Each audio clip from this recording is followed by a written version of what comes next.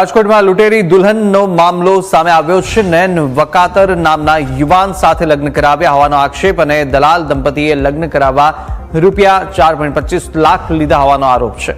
વિજય સરવૈયા અને પત્ની હેતલ સરવૈયા સામે આક્ષેપ થયા। ગુંજન નામની યુવતી સાથે લગ્ન કરાવ્યા।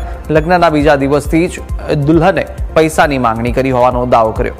હેર સ્ટ્રેટનિંગ માટે 10,000 રૂપિયા અને બ્યુટી પાર્લર માટે 5,000 રૂપિયા માંગ્યા। પૈસાની માંગણીથી કંટાળીને દુલ્હનને દલાલ દંપતી પાસે લઈ જવાઈ, જ્યાં 5મા દિવસે દુલ્હન અને તેનો પરિવાર ફરાર થઈ ગયો હોવાનો આક્ષેપ છે।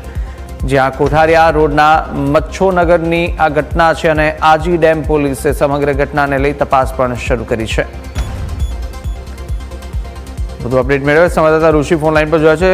ઋષિ, લૂંટેરી દુલ્હનનો પણ હવે મામલો સામે આવી રહ્યો છે, શું અપડેટ આ સમગ્ર કેસને લઈ? રાજકોટ શહેરમાં લૂંટેરી દુલ્હનનો કિસ્સો સામે આવ્યો છે, જેમાં લગ્નના 5મે દિવસે જ આ લૂંટેરી દુલ્હન જે રૂપિયા રોકડા ઘરમાં રાખેલા હતા તે લઈને ચાલી ગઈ છે। 4.25 લાખ રૂપિયા લઈને ચાલી ગઈ છે અને સાથે દલાલ દંપતી જે વચ્ચે હતું તે પણ ફરાર છે।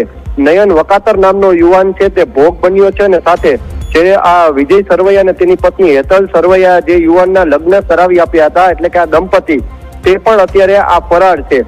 પોલીસે ફરિયાદ નોંધીને લૂંટેરી દુલ્હનને શોધવાની કવાયત હાથ ધરી છે। ત્યારે દુલ્હનની વાત કરવામાં આવે તો બીજે જ દિવસે હેર સ્ટ્રેટનિંગ કરવા માટે તેને 10,000ની માંગણી કરી હતી અને ત્યારબાદ બ્યુટી પાર્લર માટે બીજે જ દિવસે 5,000 વધુની માંગણી કરી હતી। ત્યારબાદ આ યુવાનને શંકા પણ ગઈ હતી અને જે મીડિયેટર હતા તેને જાણ કરતા તેને કહ્યું હતું કે દુલ્હનને મારી પાસે મોકલી દો, અમે તેને સમજાવી દેશું। પરંતુ આ રોકડ રકમ તેમજ અન્ય રકમ લઈને આ દુલ્હન અત્યારે ચાલી ગઈ છે અને તેને શોધવા માટે પોલીસે જુદી જુદી ટીમો બનાવીને પણ કસરત શરૂ કરી છે। જી બિલકુલ ઋષિ, માહિતી સાથે જોડાવા બદલ આપનો આભાર।